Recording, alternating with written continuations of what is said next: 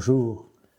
Aujourd'hui, jeudi, on va entendre la parole de Saint Jean dans le chapitre 8, les versets 51 à 59. Et le contexte de la parole est important. Jésus est en pèlerinage à Jérusalem. Il y a 3 grandes fêtes dans le peuple juif et c'est la fête des tentes. Et ça dure une semaine. Et au cours de cette semaine, Jésus se joint à la foule des pèlerins de toute la Judée et de la Galilée et il prend parole dans l'esplanade du temple. Et il affirme des choses très fortes. On dirait qu'on ne les retrouve que dans Saint Jean. On retrouve moins ça dans Matthieu, Luc et Marc. Et Saint Jean nous fait voir que c'est dans une controverse très grande que Jésus prend parole pendant la semaine des tentes. Les notables, les pharisiens, cherchent à l'arrêter. Ils veulent le faire mourir. Mais plus il parle, plus des gens adhèrent à lui, mais d'autres de ses disciples quittent. C'est comme un temps crucial. Alors écoutons bien la parole d'aujourd'hui et on verra ce qu'elle nous enseigne sur comment recevoir la parole même de Jésus. Honneur et gloire à toi, Seigneur, Jésus, source d'amour, toi le chemin de vie, le roi de la paix, Jésus, Jésus, Jésus. Donc en ce temps-là, Jésus disait aux Juifs, « Amen, amen, je vous le dis, si quelqu'un garde ma parole, jamais il ne verra la mort. » Alors les Juifs lui dirent, « Maintenant nous savons bien que tu as un démon.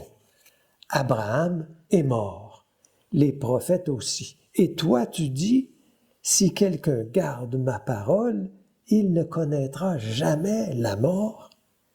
Es-tu donc plus grand que notre père Abraham? Il est mort, et les prophètes aussi sont morts.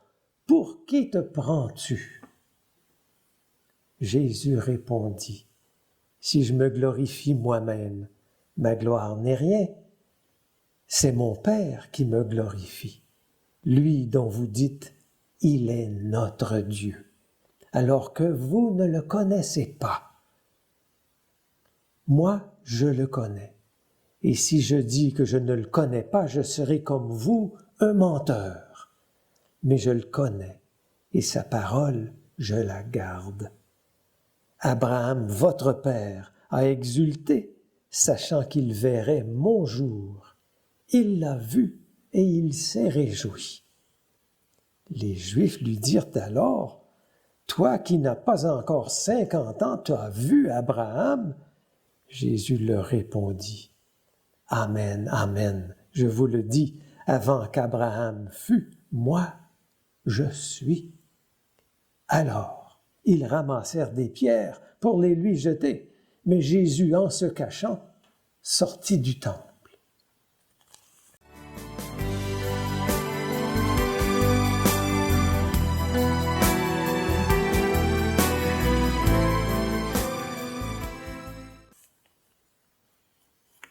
On voit que c'est un dialogue terrible, c'est un dialogue violent.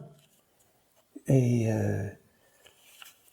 Jésus, d'une certaine façon, passe à l'attaque. Il leur dit qu'ils sont menteurs, qu'ils ne connaissent pas Dieu. Eux lui disent, tu as un démon en toi. Comment recevoir ce dialogue-là? Comment le comprendre? Au cœur de la controverse d'aujourd'hui, les premières paroles de Jésus. Vous vous rappelez, Jésus a dit, « Je vous le dis », puis il dit « Amen, amen », ça veut dire en vérité de toute son autorité, Jésus dit, « Si quelqu'un garde ma parole, jamais il ne goûtera la mort. » C'est pas toujours facile, les paroles de Jésus. Jamais il ne goûtera la mort. Mais regardons d'abord qu'est-ce que ça veut dire, garder la parole de Jésus. si quelqu'un garde ma parole.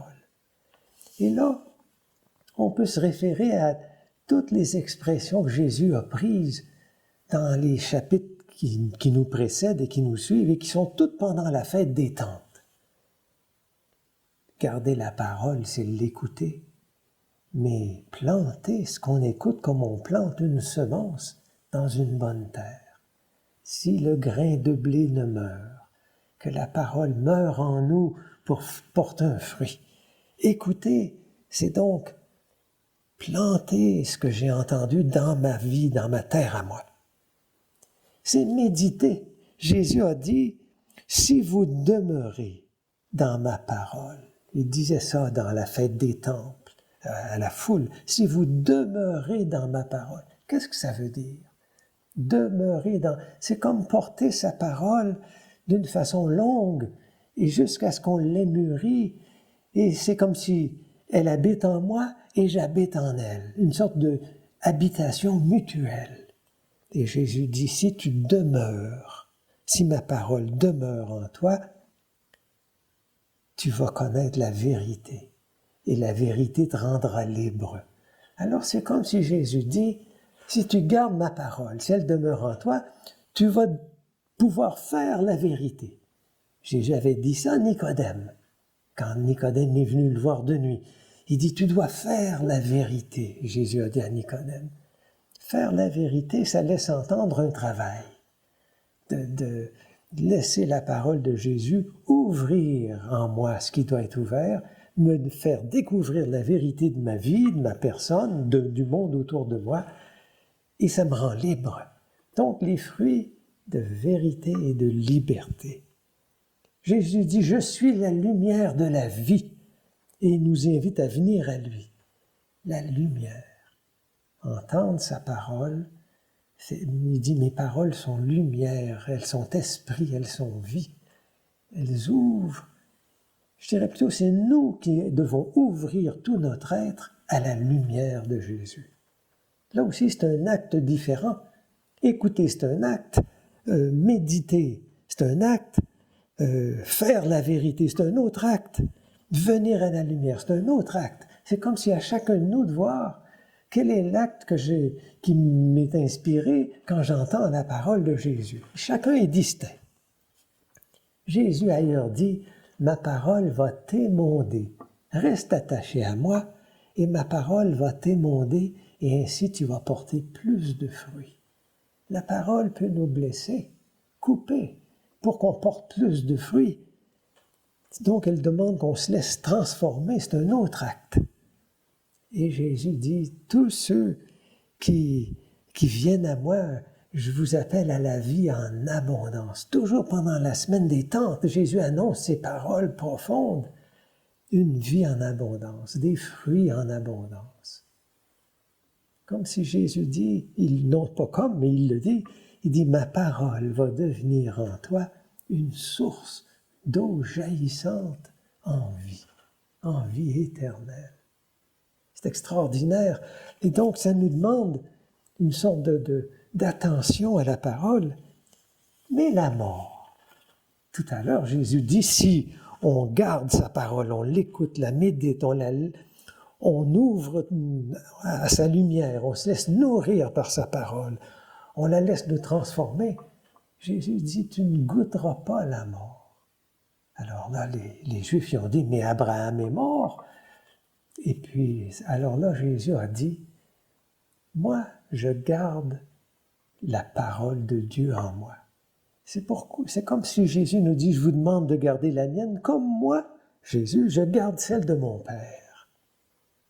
Et ça me fait connaître Dieu. Comme vous, si vous gardez ma parole, vous allez me connaître. Et c'est là que Jésus dit, Abraham est advenu, moi, je suis. Et donc, comme si Jésus laisse entendre qu'en recevant sa parole, de tout temps, à toute époque, toujours Jésus affirme « Je suis avec toi, je suis avec vous », de tout temps, pour l'avenir, pour le passé. Et donc, Jésus affirme une sorte d'existence hors du temps, une préexistence et une post-existence. Je suis. Et donc, il est uni à Dieu, présent à nous. C'est un mystère, cette présence de Dieu et cette affirmation « je suis », et une affirmation si forte que c'est ce qui détermine plusieurs à vouloir sommairement le lapider. Et il se cache et quitte dans la foule. Qu'est-ce qu'on peut faire, nous, avec cette parole aujourd'hui? C'est comme si c'était à chacun de nous de voir au quotidien ou quand on va à la messe le dimanche. C'est toujours un très beau temps à la messe. On entend 2, 3 paroles. Elles sont commentées. Parfois, le prêtre demande aux participants d'ajouter leurs paroles à eux. Tout le monde réfléchit. C'est une belle occasion d'entendre une parole et de la méditer et de voir à quoi elle m'appelle. À ouvrir à la lumière, à me laisser transformer, à faire la vérité. C'est à chacun de discerner. Et parfois, il y a aussi des paroles fondatrices qui nous accompagnent toute notre vie et qui nous montrent que Jésus nous accompagne toute notre vie. Moi, je me rappelle quand j'étais en Haïti, je faisais partie d'une communauté qui accueillait des enfants et des adultes avec une déficience intellectuelle. Ils étaient dans les rues. Et ils avaient été abandonnés, la plupart. Certains, on accueillait d'un asile, on allait les chercher à l'asile. Ils avaient beaucoup de comportements de mort. Ils ne voulaient plus vivre, déprimés, agressifs, voulant nous décourager de les aimer. Et je me rappelle, on aimait beaucoup lire une parole de Jésus. Je vais vous la relire parce que pour moi, elle était comme une parole fondatrice. C'est à Nazareth, Jésus ouvre la parole de Dieu. Cette parole de Dieu que Jésus aime garder. Il ouvre la parole de Dieu et il lit ceci. « L'Esprit du Seigneur est sur moi. Il m'a donné l'onction pour annoncer la bonne nouvelle aux pauvres.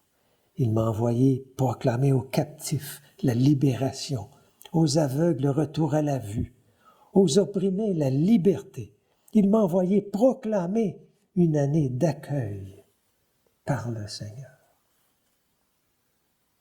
Cette parole, on se la relisait beaucoup dans cette petite communauté à laquelle j'appartenais. C'était notre parole fondatrice. Et pour moi aussi une parole fondatrice. Toujours, c'est elle où je sens cette présence de Jésus qui me pousse à rester ouvert aux plus faibles, à avoir une parole qui aide à passer de la mort à la vie.